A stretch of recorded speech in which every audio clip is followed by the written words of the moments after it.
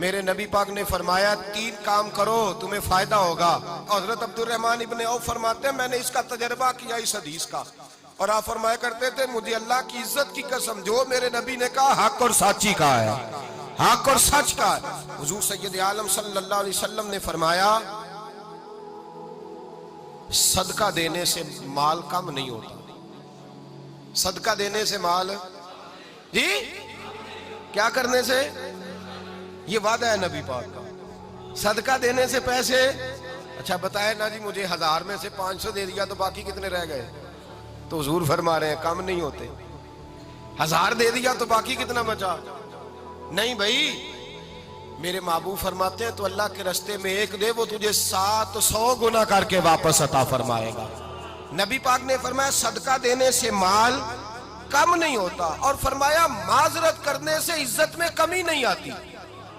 معذرت کرنے سے عزت میں کمی، اللہ اکبر، معذرت کرنے سے عزت میں کمی،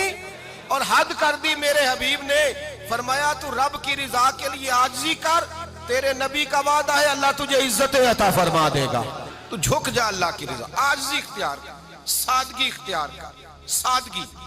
عاجزی کر، تجھے اللہ 2 باتیں اس میں ارشاد، ایک معذرت کر غلطی ہو جائے، اور دوسرا پہلے عاجزی کی بات سنیں۔ حضرت عمر بن عبدالعزیز بادشاہ تھے، سوئے ہوئے تھے، غلام بھی پاس آرام کر رہا تھا، مہمان بھی آئے تھے، غلام کی ڈیوٹی تھی ہر وقت حضرت کے پاس رہنا، اب سوئے ہوئے دیر ہو گئی، غلام بیچارہ تھوڑا تھوڑا اونگ آتے آتے سو گیا، حضرت چراغ روشن تھا کچھ لکھ رہے تھے، مہمان بیٹھا تھا، خادم سو گیا،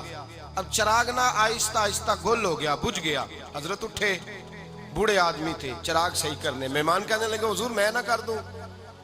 میں نہ کر دوں، کہنے لگے نہیں تم مہمان ہو، مہمان سے خدمت نہیں لی جاتی، تو اس نے کہا غلام کو جگائیے، فرمانے لگے ابھی تو بیچارہ سویا ہے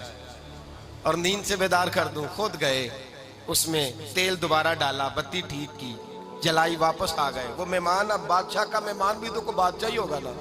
کہنے لگا حضور آپ اپنے کام خود کرتے ہیں، کیا لفظ ہے، کیا حسن ہے، اور 2 جملوں میں کیا تاثیر ہے، آپ فرمانے لگے ہاں میں اپنے کام خود کرتا ہوں، جب میں گیا تھا تب بھی عمر بن عبدالعزیز ہی تھا،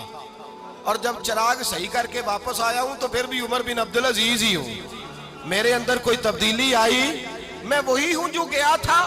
حضرت سیدنا فاروق اعظم رضی اللہ تعالیٰ عنہ فرماتے میں بیٹھا تھا،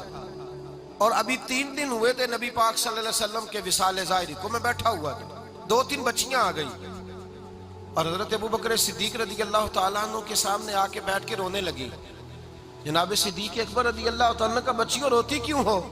تو کہنے لگے آپ خلیفہ بن گئے ہیں، جب سے ہمارے ابا کا انتقال ہوا تھا ہمارا ذریعہ معاش یہ تھا کہ ہم نے بکریاں رکھی ہوئی تھی، آپ روز آتے تھے بکریوں کا دودھ دھوتے تھے، ہم پی بھی لیتی تھی، بیچ کے گزارا بھی کر لیتی، اب آپ تو خلیفہ بن گئے، کون آیا کرے گا؟ تو حضرت ابوبکر صدیق فرمانے لگے تمہیں پتہ ہے جو خلیفہ ہوتا ہے وہ تو خادم ہوتا ہے قوم کا، میں آیا کروں گا۔ حضرت ابوبکر صدیق روزانہ اٹھتے عصر کے بعد اور جاتے، خلیفہ ہونے کے باوجود ان بچیوں کی بکریوں کو پکڑتے، دودھ دھوتے، ان کے گھر میں دے کے آتے۔ حضرت فاروق اعظم جب بھی دیکھتے تو کہتے ابوبکر تو پیچھے آنے والوں کے لیے رستہ بڑا مشکل کر رہا ہے،